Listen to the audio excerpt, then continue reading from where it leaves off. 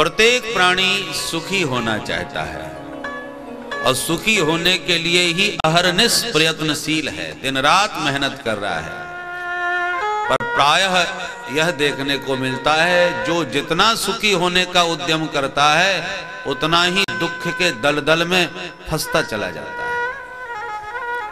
ये प्राणी सुखी कैसे हो? विदुर जी का प्रथम प्रश्न। मैत्रेय जी कहते हैं, महात्मा विदुर, भगवान आनंद सिंधु हैं और जीव उसी आनंद सिंधु का एक बिंदु है।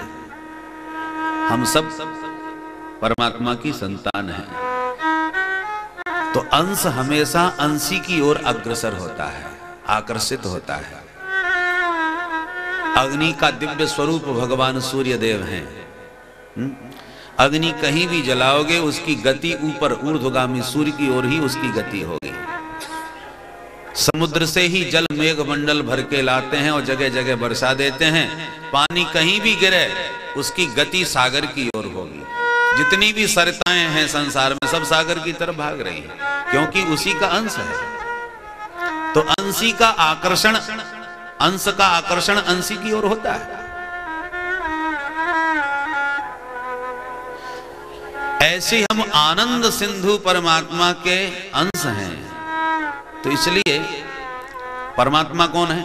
आनंदम ब्रह्म, ब्रह्म आनंद स्वरूप है। तो भगवान आनंद के सिंधु हैं, हम उस आनंद की बिंदु हैं। इसलिए बिंदु सिंधु की ओर आकर्षित है। हर प्राणी उसी आनंद सिंधु का बिंदु होने के नाते हर व्यक्ति को आनंद चाहिए।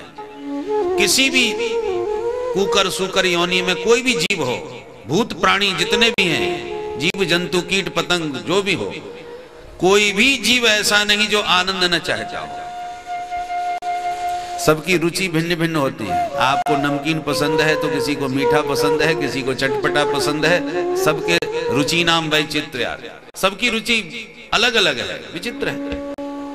परंतु एक भी जीव ऐसा नहीं मिलेगा जो आनंद निरपेक्ष हो कि मुझे आनंद नहीं चाहिए, ऐसा कोई नहीं। आनंद सबको चाहिए।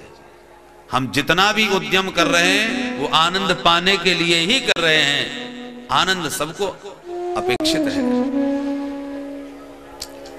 किंतु माया के प्रभाव से हमको विपरीत ज्ञान हो गया।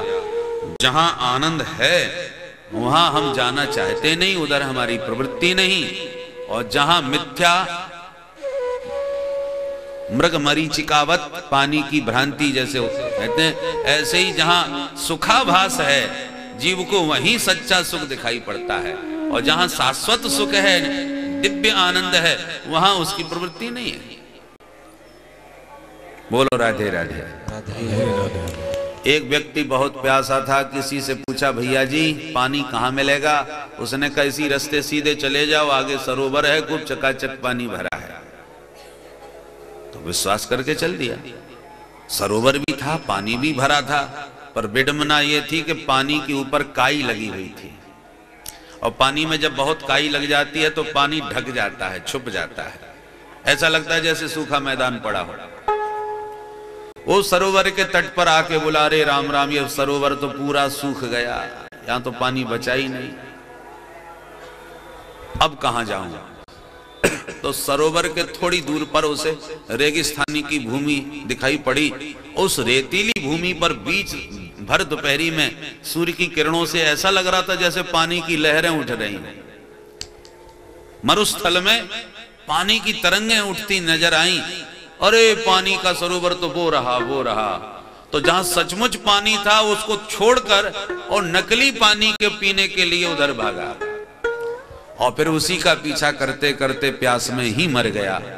पानी नसीब। ये नकली पानी की तरह नकली आनंद है। अब भीतर जो असली आनंद है उस पर अज्ञान का आवरण है, और संसार में जो नकली आनंद है वो हमें असली दिखाई पड़ता है, और आजन्म हम उसी आनंद को पाने के पीछे भागते रहते हैं।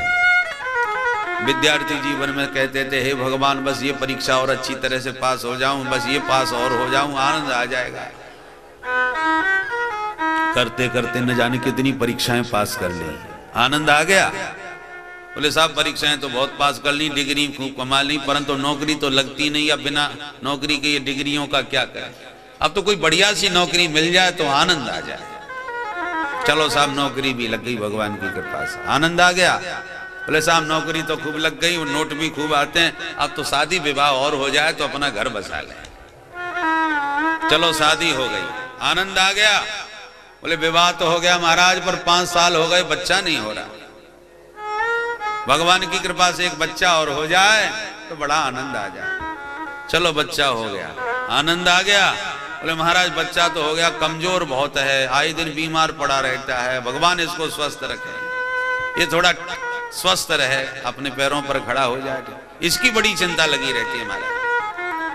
करते करते बेटा भी स्वस्थ हो गया, खा पी करके पढ़ा लिखा के उसका भी विवाह कर दिया, आनंद आ गया। करते करते जिंदगी समाप्त हो जाती है, आनंद कभी आ ही नहीं पाता। ये मिल जाए आनंद आ जाए, ऐसा हो जाए आनंद आ जाए, परंतु सब कुछ पाकर के भी आनंद नहीं प्राप्त हो पाता। कुछ दिन के लिए लगता है, वो तो एक कामना का कांटा है जो निकल जाता है, तो हमको लगता है कि हमको सुख मिला। हमारे पूज्यपाद श्री स्वामी विष्णु आश्रम जी महाराज एक दृष्टांत देते थे इस संदर्भ में। बोले एक सेठ जी ने अपने बेटे को 100 का नोट दिया और कहा बेटा आम का मौसम आ गया, जरा आम खरीद लाओ। बेटा गया, एक दुकान पर ढेर सारे फल सजे देखे तो जाकर के रुपया दिया, बोले भैया जरा आम दे दो, उसने दे दिए। पिताजी ले आया तो बेटा ठंडे पानी की बाल्टी में डाल दो, जब खूब ठंडे हो जाएंगे तब धो धो करके चूसेंगे, डाल दिया। थोड़ी देर बाद जब घूम फिर के सेठ जी लौट के आए, बोले बेटा निकालो आम, अब खाते हैं। जब देखा गया तो पानी में वो बाल्टी में जो पानी था उसमें मिट्टी पड़ी हुई है, आम एक भी नहीं। अरे आम कहाँ गए बेटा? बोले पिताजी मैं तो इसी में डाल के गया था, भगवान जाने किधर चले गए। अरे इसमें तो मिट्टी पड़ी है, ऐसे कहां से लाया तू आम? चल दिखा तो सही किस दुकान से लाया। दुकानदार के पास गए, बोले पिताजी इसने दिए थे। अब सेठ जी बड़े नाराज, क्यों रे तूने हमारे बेटे को ठग लिया, मूर्ख बना लिया, कैसे आम पकड़ाया, एक भी खाने का नहीं निकला। दुकानदार बोला सेठ जी नाराज बाद में होना, पहले मेरे दुकान का बोर्ड पढ़ लीजिए, स्पष्ट लिखा है नकली फलों की दुकान। मेरे यहां सारे फल मिलते हैं पर मिट्टी के बने हुए होते हैं। आपके बेटे ने सिर्फ ये कहा कि मुझे आम दे दो, मैंने दे दी। अब मुझे क्या मालूम ये खाने के लिए ले जा रहा है कि सजाने के लिए। मेरे यहाँ हर फल मिलते हैं पर लोग घर में सजाने के लिए लटका लेते हैं, रख लेते हैं, खाने के लिए थोड़ी होते हैं, ये डुप्लीकेट है। ऐसे ही भगवान ने संसार में ये डुप्लीकेट आनंद सजा रखा है, जिसको हम असली उपभोग योग्य मान करके उसके पीछे भागते रहते हैं और जिंदगी भर इस डुप्लीकेट फलों के पीछे भागते भागते मर जाते हैं, परंतु फलों का स्वाद नहीं आ पाता। असली फल का स्वाद तो आपको बगीचे के फल से मिलेगा। ऐसे ही असली आनंद तो भगवान के पाद पद्मों में ही प्राप्त होगा। इस संसार के नकली सुख के पीछे कितना भी भागो, कोई शाश्वत आनंद प्राप्त नहीं कर सकता। बोलो राधे राधे राधे राधे। इसलिए देखो भाई, हमारे आपके सबके घर में बिजली है, पर हमारा घर बिजली घर नहीं है, पावर हाउस कहीं और है, जहां से बिजली का करंट हमारे घर तक आ रहा है और वहां से कनेक्शन फिट है तो बल्ब जल रहे हैं। वहां से कनेक्शन कट हो गया तो सारे उपकरण लटके रह जाएंगे। क्या हुआ? बोले लाइट चली गई। उसी प्रकार हम सबके जीवन में आनंद तभी तक संभव है जब तक आनंद सिंधु से हमारा कनेक्शन फिट है। आनंद सिंधु से कनेक्शन काट करके कोई जीवन में आनंद पाना चाहे, किसी काल में संभव नहीं है। भाई हमारे घर में तो अंधेरा पड़ा है और पड़ोसी के घर में उजेला हो रहा है, ये बात समझ में नहीं आई। लाइट है तो सबके घर में होना चाहिए, हमारे घर में अंधेरा क्यों है? इसका मतलब उसका तार बिल्कुल फिट है, तुम्हारा तार कहीं से कट है। तो जहां से कट है वहां से जोड़ो, नहीं जोड़ते बनता, किसी मैकेनिक को बुलाओ, बिजली वाले को, वो ठीक कर देगा, क्योंकि हर व्यक्ति हर विषय का विशेषज्ञ नहीं होता। उसी प्रकार एक महात्मा हमें हमेशा आनंद में ही मस्त दिखाई देते हैं, भोजन मिले तो ठीक, न मिले तो ठीक, तन पर लंगोटी हो भी वो उसकी भी जरूरत नहीं, मिल जाए तो ठीक है। और फिर भी बड़ा मस्त है। महाराज हमारे को ये भी नहीं मालूम हमारे पास कितनी संपत्ति है, फिर भी हमको नींद की गोली खा के सोनी पड़ती है। हमको वो मस्ती नींद नहीं आती, और उसके पास कुछ भी नहीं है फिर भी तान दुपट्टा सोता है जंगल में। ये कारण क्या है? उसको इतना आनंद और हमको क्यों नहीं है सब कुछ होते हुए भी? क्योंकि उसका आनंद सिंधु से कनेक्शन फिट है, और तुम इन डुप्लीकेट फलों के पीछे ही खा रहे हो, तो इसलिए उसका स्वाद कैसे तुम्हें मिल सकता है? चाहे जितने आपके फलों के भंडार वहां पर हैं तो सब मिट्टी के, उसको एक ही फल मिला है, परंतु रसीला आम है, सच्चा आम है, इसलिए वो स्वाद ले रहा है। चाह गई चिंता मिटी, मनुआ बेपरवाह, और जाको कछु न चाहिए वो ही साहनशाह। और हम लोग दरिद्र बने घूम रहे हैं क्योंकि उससे हमारा संबंध नहीं। जब देखो तब चिंता में डूबे रहे, क्योंकि कामनाओं के हम दास बने हो गए हैं, इच्छाओं के गुलाम हैं। और महात्माओं के मन में कोई इच्छा ही नहीं होती। जाई बिजरा के राम ताई बिज रही है।